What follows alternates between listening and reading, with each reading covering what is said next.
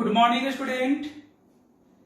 पिछले वीडियो में हम लोग यानी पिछली क्लास में हम लोग विद्युत द्विध्रुव के कारण उत्पन्न विद्युत क्षेत्र तीव्रता का स्टडी किए थे और आज हम लोग विद्युत द्विध्रुव के कारण उत्पन्न विद्युत क्षेत्र तीव्रता से संबंधित से रिलेटेड कुछ न्यूमेरिकल्स यानी आंकिक प्रश्न को करेंगे। यानी आज हम लोग विद्युत द्विध्रुव के कारण उत्पन्न विद्युत क्षेत्र तीव्रता से संबंधित न्यूमेरिकल्स करेंगे। ठीक है, तो तीन स्थिति हम लोग पढ़े थे और तीनों स्थिति से संबंधित आज क्वेश्चन देखेंगे हम लोग बारी बारी से और कुछ ऑब्जेक्टिव क्वेश्चन को भी देखेंगे। ठीक है, तो आइए देखते हैं पहला क्वेश्चन आज का। तो आज का पहला क्वेश्चन है कि दो बिंदु आवेश +3 माइक्रोकूलम तथा -3 माइक्रोकूलम एक दूसरे से 2 × 10⁻³ मीटर पर स्थित है। तो यहाँ पे जो दोनों आवेश है, यहाँ पे दोनों आवेश का जो परिमाण है वो बराबर है। दोनों आवेश का परिमाण क्या है? बराबर है। एक है -3 माइक्रोकूलम तो एक है +3 माइक्रोकूलम। तो यहाँ पे दोनों आवेश का परिमाण क्या है? बराबर है और बीच का दूरी भी दिया है। तो समान परिमाण परंतु विपरीत प्रकृति के आवेशों के निकाय को हम लोग क्या कहते हैं? विद्युत द्विध्रुव। ये विद्युत द्विध्रुव हो गया। फिर करा विद्युत द्विध्रुव के मध्य बिंदु से, जैसे यहां से ओ से विद्युत द्विध्रुव के मध्य बिंदु से कितना दूरी पे? 0.6 मीटर दूरी पर। कितना दूरी पे? 0.6 मीटर की दूरी पे। तो विद्युत द्विध्रुव के मध्य बिंदु से जो दूरी नापा जाता है, जो विद्युत द्विध्रुव से दूरी मापते हैं, उसको हम लोग किस अक्षर से सूचित करते हैं? आर से। किस अक्षर से? आर से। तो यहाँ पे आर का मान दिया है 0.6 मीटर। तो पहले कुछ डाटा लिख लेते हैं। क्यू का मान कितना है? ±3 × 10⁻⁻6 कूलम। लो, हो गया गड़बड़। कैसे गड़बड़ हो गया? यहाँ माइक्रोकूलम था और सर 10⁻⁻6 लिख दिए, हो गई ना गड़बड़। इसमें कोई बड़ी प्रॉब्लम नहीं है। क्यों? क्योंकि माइक्रो का उपसर्ग, जो माइक्रो उपसर्ग है उसका वैल्यू कितना होता है? 10⁻⁶। अब आते हैं बीच की दूरी यानी 12 का मान कितना है? 2 × 10⁻³ मीटर। और आर कितनी दूरी पे निकालनी है? 0.6 मीटर। तब 6 × 10⁻⁻1 मीटर।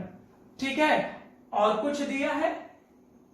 हाँ, जब विद्युत द्विध्रुव के कारण विद्युत क्षेत्र तीव्रता निकालेंगे तो चाहे अक्ष पे निकाले या निरक्ष पे निकाले, दोनों ही सूत्र में P का यूज होता है। क्योंकि अक्षीय स्थिति पे यानी एक्सियल पोजीशन पे होता है 1/4πε0 P/r3 2P/r3 और निरक्ष होता है 1/4πε0 P/r3। तो P का वैल्यू हमको चाहिए और P क्या था? डाइपोल मोमेंट यानी द्विध्रुव आघूर्ण 2 क्यूएल। क्या वैल्यू था? 2 क्यूएल यानी Q × 2L। तो ये गुना कर देते हैं तो द्वितीय कितना हो जाएगा? ये हो जाएगा 6 × 10⁻⁹ यूनिट हो जाएगा कूलम मीटर। ठीक है, यहां से इंग्लिश मीडियम वाले भी कर लीजिएगा। देखिए, अब ये निकालना है अक्षीय स्थिति पर। तो अक्षीय जो स्थिति है, ये देख रहे हैं ना, अक्षीय स्थिति।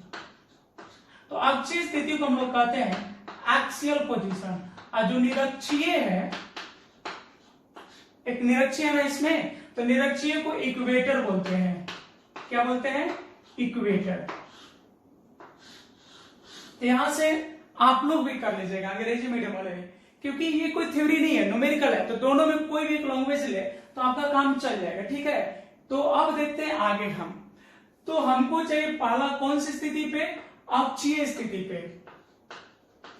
अक्षीय स्थिति पर चलो, अक्षीय स्थिति पर विद्युत क्षेत्र तीव्रता का सूत्र क्या होता है? सोचो, E होता है अक्षीय स्थिति पे 1/4πε0 और 2P/r3। ठीक है भाई, इतना होता है।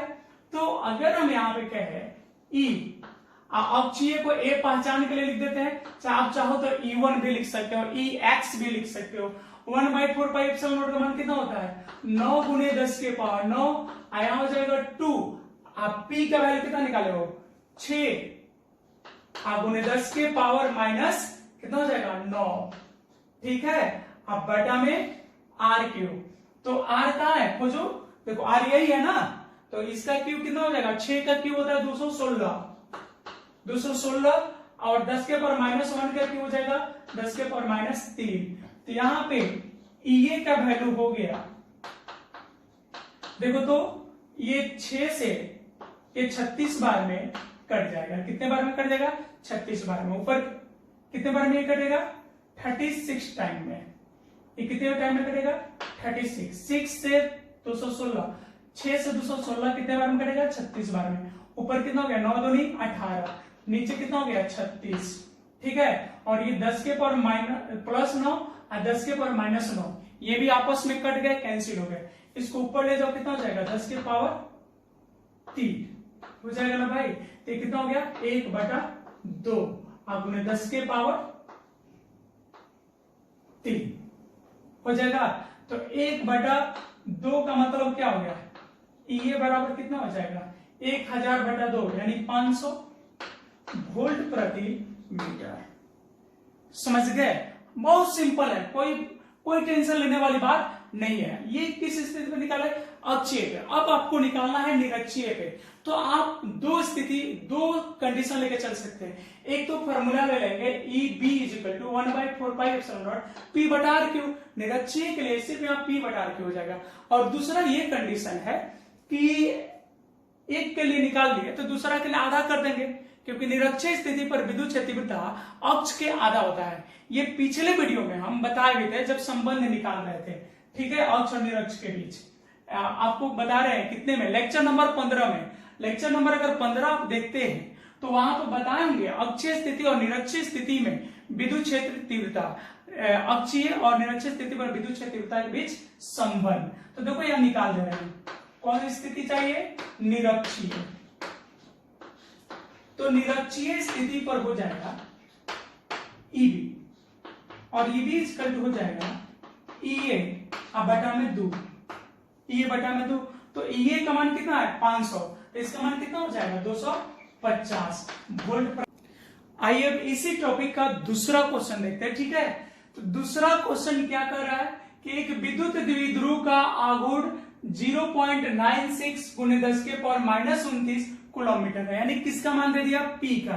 तो चलो सबसे पहले लिखते चलते हैं, गिवन दैट, तब जो दिया है उसको लिखते चलते हैं, ठीक है। ये आंसर तो कितना दिया है, P का मान दिया है 0.96 × 10 के पावर -29 किलोमीटर, और फिर कह रहा है इसमें 100 एंगस्ट्रॉम की दूरी पर। तो आपको पता होना चाहिए कि जो दूरी नापेंगे विद्युत द्विध्रुव के लिए, जो दूरी नापेंगे वह कहां से हम लोग मापेंगे, विद्युत द्विध्रुव के लिए जो दूरी मापेंगे वह कहां से मापेंगे, धनात्मक आवेश से नहीं, ऋणात्मक आवेश से नहीं, कहां से मापेंगे मध्य बिंदु से। और जो मध्य बिंदु होता है उससे जो दूरी होती है उसको हम लोग क्या मध्य बिंदु से जो दूरी होती है P बिंदु का, उसको हम लोग लिखते हैं R, और R का मान कितना है यहाँ पे 100 एंगस्ट्रॉम। तो इसको लिख सकते हैं ऐसे 100 × 10 के पावर -10 मीटर, यानी कुल कितना हो गया 1 × 10⁻⁻8 मीटर, ये R का मान हो गया। नहीं, अब कह रहा अक्षीय स्थिति पर और निरक्षीय स्थिति पे विद्युत क्षेत्र तीव्रता बताइए। तो चलो A नंबर हम लिखते हैं यहाँ पे, कौन सी स्थिति पर, अक्षीय स्थिति पर, और कुछ डाटा नहीं, बस इतना ही पे आपको विद्युत क्षेत्र तीव्रता बताना है। कौन स्थिति पर, अक्षीय स्थिति पर। याद करो अभी जस्ट पढ़े हुए हुआ, अक्षीय स्थिति पर विद्युत क्षेत्र तीव्रता का सूत्र क्या होता है EA बराबर होता है 1/4πε0। ये बराबर क्या होता है 1/4πε0, और यहां पर होता है 2P अब बटा में R3 होता है ना। अब चलो यहां चेक करते हैं, EA 1/4πε0 का मान होता है 9 × 10 के पावर 9, कितना होता है 9 × 10 के पावर 9, और यहाँ पे है 2P, 2 और P का मान कितना है 0.96 गुने 10 के पावर कितना हो जाएगा, गुने 10 के पावर कितना हो जाएगा, -29। आर क्यू है ना, आर क्यू, तो 1 का क्यू 1 हो जाएगा और यहां हो जाएगा 10 टू द पावर -24। कोई प्रॉब्लम? चलो अब और थोड़ा सा आगे बढ़ा लेंगे तो जाएगा E इज इक्वल टू, ये कितना हो जाएगा, 9 दूनी 18, 9 दूनी कितना हो जाएगा 18, और 18 गुना हो जाएगा 0.96, ठीक है, और ये कितना हो जाएगा 10 के पावर -20, अब भागा में कितना हो जाएगा 10 के पावर 24 -24, ठीक है। तो जब ये ऊपर जाएगा तो क्या हो जाएगा प्लस, ऊपर जाने पे क्या हो जाएगा प्लस, ठीक है। तो सबसे पहले इसको हम गुना कर लेते हैं, ठीक है। तो गुना करके बताइए तो कितना होगा, ये तो ऊपर हो गया 10 के पावर 4, 170 दशमलव कुछ आएगा। गुना करते हैं, करके देखो कितना गुना होगा, बोलिए। इसका मल्टीप्लीकेशन होगा 1 मिनट,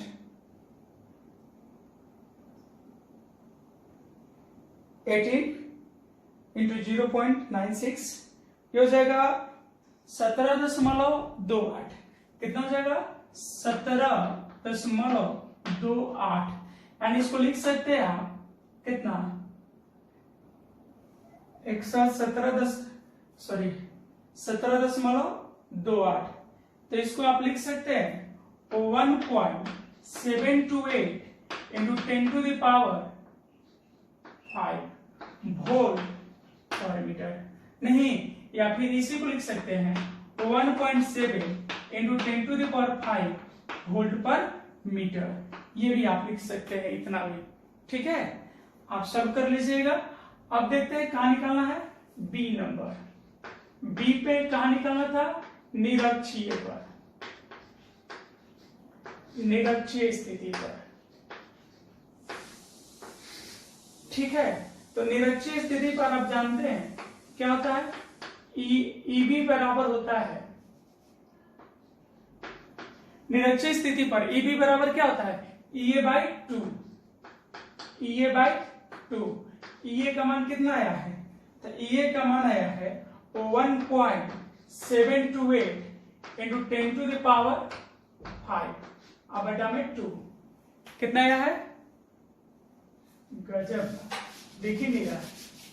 चलो EA का मान कितना आया है 1.728 इंटू 10 टू द पावर 5, अब भागा कितना हो जाएगा 2, इसको भाग करके देखते हैं, ये कितना हो जाएगा 0.8, 8 दूनी 16, फिर हो जाएगा 12, 4 इंटू 10 टू द पावर 5, ठीक है। तो इसको लिख सकते हैं 8.64 into 10 to the power 4 volt per metre, ठीक है। तो ये आपका रहा, आप थोड़ा सा देख लेंगे कैलकुलेशंस को, है ना, लीजिए देख लीजिए, दिख रहा है आपको, तो ये अब इसको उतार लीजिएगा, और उम्मीद कर रहे हैं कि अब ऐसा क्वेश्चन अगर रहेगा तो आपसे बन जाएगा। अगला क्वेश्चन देखते हैं, और अब हम लोग देखते हैं तीसरा क्वेश्चन, क्वेश्चन नंबर कितना 3। 2 क्वेश्चन हम लोग विद्युत द्विध्रुव से संबंधित देख लिए, 2 क्वेश्चन ऐसे हम लोग बनाए जो विद्युत द्विध्रुव के अक्षीय और निरक्षीय स्थिति पर विद्युत क्षेत्र तीव्रता ज्ञात करना था। और इस बार हम क्या करेंगे, ना अक्ष बोलेंगे और ना ही निरक्ष, यानी ना अक्ष पे निकालना है ना निरक्ष पे निकालना है। इस बार किसी भी स्थिति के लिए यानी केस 3, और इसको समझने के लिए आपको देखना होगा लेक्चर नंबर 16। तो आप जाइए और चैनल को सब्सक्राइब करके, और जब सब्सक्राइब कर लेंगे तो आप सारे वीडियो को देख सकते हैं, और जो भी अपडेट करेंगे, जो भी न्यू वीडियो डालेंगे उसका भी अपडेट आपको मिलते रहेगा। तो इस चैनल को सब्सक्राइब जरूर करें और अपने दोस्तों के साथ शेयर भी करें। तो चलिए बनाते हैं इसको आंसर। सबसे पहले लिखेंगे दिया गया है, क्या दिया गया है, एक विद्युत द्विध्रुव है और उसका द्विध्रुव आघूर्ण यानी P का मान दिया है कितना 24 गुने 10 के पावर -18 कूलम मीटर, और इस बार कोण दिया है, कितना कोण बनाते हुए विद्युत द्विध्रुव से 60 डिग्री कोण बनाते हुए, विद्युत द्विध्रुव से 60 डिग्री कोण बनाते हुए, और कितना दूरी पे, आर का मान है 2 सेंटीमीटर, यानी 2 गुने 10 के पावर माइनस 2 मीटर। यानी सपोज दैट विद्युत द्विध्रुव ऐसे है, देखो ये विद्युत द्विध्रुव हो गया, ठीक है, ए, ये बी हो गया, और ये मध्य बिंदु क्या था, ओ, है ना, ये आधी दूरी था, ये था ये। तो ये जो रेखा है ऐसे, यहाँ पी बिंदु है, और इसका पोलर कोऑर्डिनेट था आर थीटा। तो ये जो कोण इस बार है ये 60 डिग्री है, ये आर है, ठीक है। तो यहां पर आपको पूछा विद्युत क्षेत्रफल क्या होगा।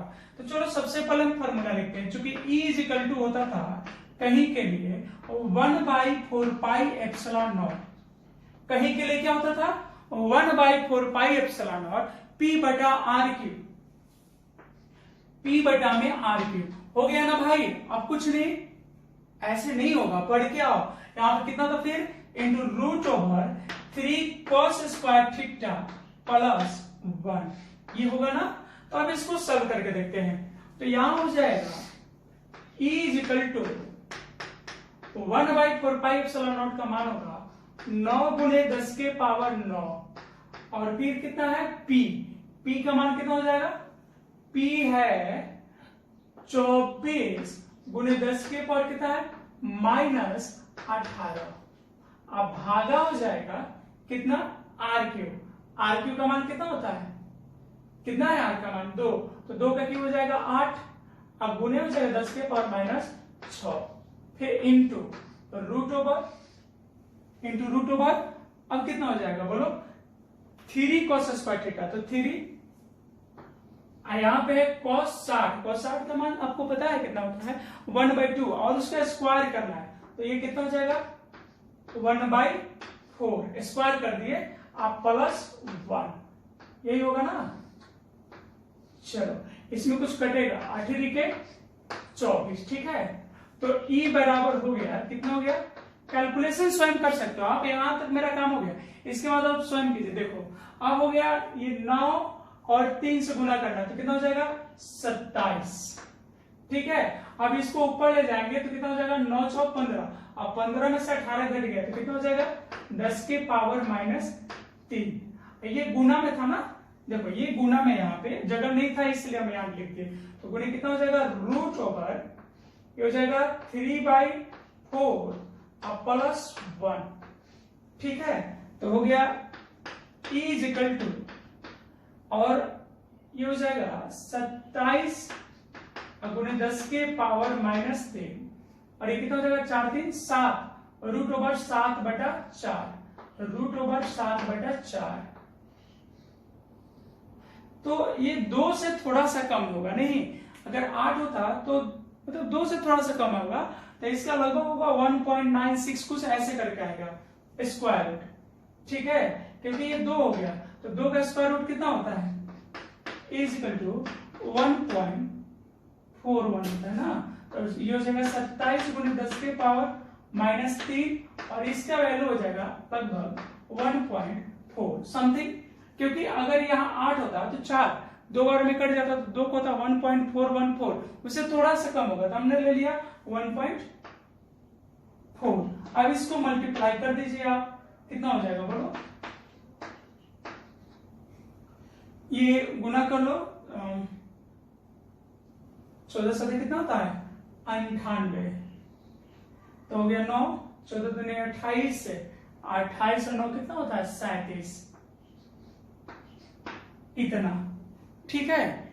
37.8 गुणे 10 के पावर माइनस 3 वोल्ट मीटर, या इसी को आप लिख सकते हो, इसी वैल्यू को आप लिख सकते हो 3.8 गुणे 10 के power minus 2 volt per metre.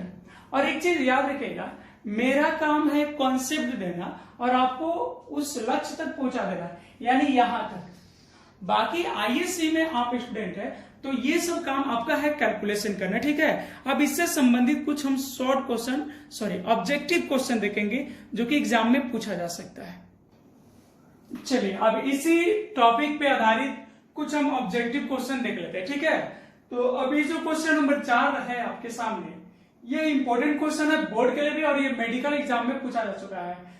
PMT यानी मेडिकल एग्जाम में ये पूछा जा चुका है कि किसी विद्युत द्विध्रुव के अक्ष से, कहां से, किसी विद्युत द्विध्रुव के अक्ष से स्मॉल r दूरी पर विद्युत क्षेत्र तीव्रता होती है। ऑप्शन 4 थे, 4 ऑप्शन दिए गए थे। ए था E समानुपाती r², बी है E समानुपाती 1/r², ऑप्शन सी है E समानुपाती r³ और ऑप्शन डी है E समानुपाती 1/r³।